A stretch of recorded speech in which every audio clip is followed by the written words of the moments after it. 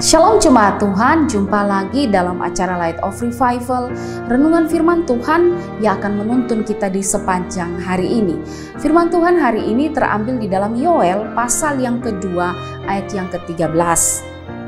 Koyakanlah hatimu dan jangan pakaianmu, berbaliklah kepada Tuhan Allahmu, sebab Ia pengasih dan penyayang, panjang sabar dan berlimpah kasih setia, dan Ia menyesal karena hukumannya. Koyakanlah hatimu dan jangan pakaianmu.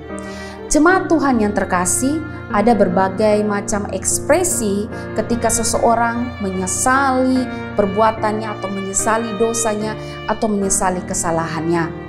Ada orang yang kemudian berdiam diri dan menangis sendiri. Ada orang yang kemudian menangis sejadi-jadinya sebagai bentuk penyesalan. Tapi ada orang juga yang kemudian bertemu dengan orang yang dia sakiti sebagai bentuk penyesalannya. Dan masih banyak ekspresi lainnya yang ditunjukkan ketika seseorang itu menyesal akan kesalahannya.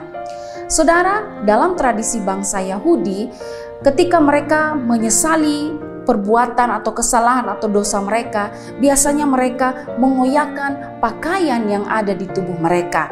Ketika mereka mengoyakkan pakaian yang ada di tubuh mereka, ini melambangkan sebuah tindakan duka cita, penyesalan akan seluruh kesalahan atau dosa yang mereka lakukan. Namun karena hal ini sering dilakukan, maka ada beberapa orang yang kemudian melakukannya hanya sebagai formalitas belaka. Mereka mengoyakkan pakaian mereka, tapi sebenarnya itu tidak ditunjang dengan perubahan hidup mereka. Jadi mereka ada di dalam tindakan kepura-puraan atau tindakan pertobatan yang palsu.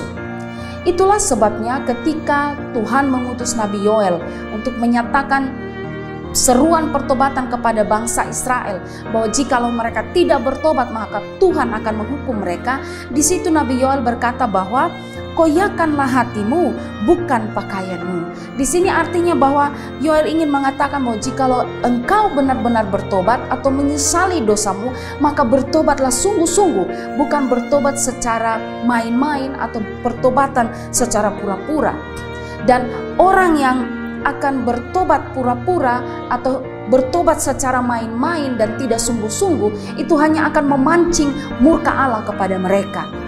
Yoel mengatakan bahwa wabah belalang yang menimpa mereka dan memakan semua hasil ladang mereka dan menimbulkan bencana kelaparan bagi bangsa Israel itu akibat dari dosa mereka.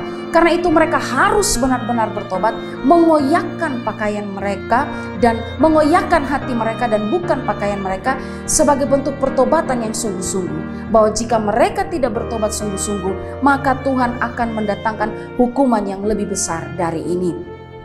Saudara yang terkasih dalam Tuhan, kalau kita melihat kebenaran ini, maka ada dua hal yang bisa kita belajar. Yang pertama yang kita bisa belajar adalah bahwa Tuhan menginginkan sebuah pertobatan yang sejati dari umatnya. Pertobatan yang sejati artinya bahwa kita benar-benar berbalik dari hidup kita yang lama kepada hidup yang baru. Kita benar-benar berbalik dalam kebiasaan kita yang lama, punya kehidupan yang jauh lebih baik daripada kehidupan yang lama. Bertobat dengan sejati atau sungguh-sungguh artinya meninggalkan kehidupan yang lama, menyalipkan segala bentuk kehidupan yang lama, menguburkan, mematikan kehidupan yang lama, dan kita mau menjalani kehidupan yang baru di dalam Tuhan. Dan saat seseorang itu bertobat sungguh-sungguh di hadapan Tuhan, pasti ada perubahan hidup yang nyata atau nampak bahwa ia benar-benar adalah seorang yang berubah. Sebab ketika kita bertobat sungguh-sungguh dan kita bertemu dengan Yesus, pasti ada perubahan hidup yang nyata yang akan kita nyatakan atau tampilkan di depan banyak orang. Saudara, ketika Paulus yang dulu adalah penganiaya jemaat, saat ia bertemu atau berjumpa dengan Yesus, hidupnya benar-benar diubahkan oleh Tuhan. Dia yang adalah penganiaya jemaat, kemudian dia menjadi seorang pelayan Tuhan yang setia, bahkan dia setia sampai mati. Sakeus, seorang kepala pemungut cukai, ketika dia berjumpa dengan Kristus, ada perubahan hidup yang benar dialami olehnya, yaitu dia katakan bahwa jikalau ada sesuatu yang dia rampas dari orang-orang selama ini, maka ketika dia bertemu dengan Yesus, dia akan mengembalikan apa yang pernah dia rampas dari orang-orang yang lalu. Ini membuktikan bahwa pertobatan yang sungguh-sungguh artinya ada perubahan hidup yang nyata atau yang nampak sehingga banyak orang bisa melihatnya.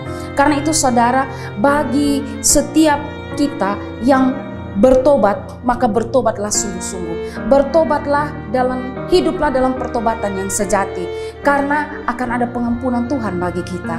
Tapi bagi saudara yang mungkin hidup dalam kepura-puraan, pura-pura bertobat, main-main untuk bertobat, maka dengarlah bahwa Tuhan tidak bisa dikelabui oleh siapapun. Mungkin orang lain bisa dikelabui, tapi Tuhan tidak bisa dikelabui. Dan ingat bahwa bagi orang-orang yang pura-pura bertobat, maka ada penghukuman Tuhan menanti mereka. Pelajaran yang kedua yaitu bahwa jika ada seseorang mengajak kita untuk bertobat atau berbalik kepada Tuhan, maka dengarlah itu dengan sungguh-sungguh. Jangan menganggap itu sebagai angin lalu atau menganggap itu sebagai sesuatu yang tidak penting. Karena bisa jadi dia adalah utusan Tuhan yang Tuhan pakai untuk menegur kita, untuk menyatakan kesalahan kita, untuk membuat kita sadar dan kembali kepada Tuhan. Ada baiknya kita dengan rendah hati menerima teguran itu, menerima ajakan untuk kembali kepada Tuhan. Dan ada baiknya kita datang kepada Tuhan dan bertobat. Seperti Nathan yang dipakai oleh Allah untuk menyatakan kesalahan Daud. Dan akhirnya membuat Daud mengetahui dosanya dan dia menjadi orang yang bertobat.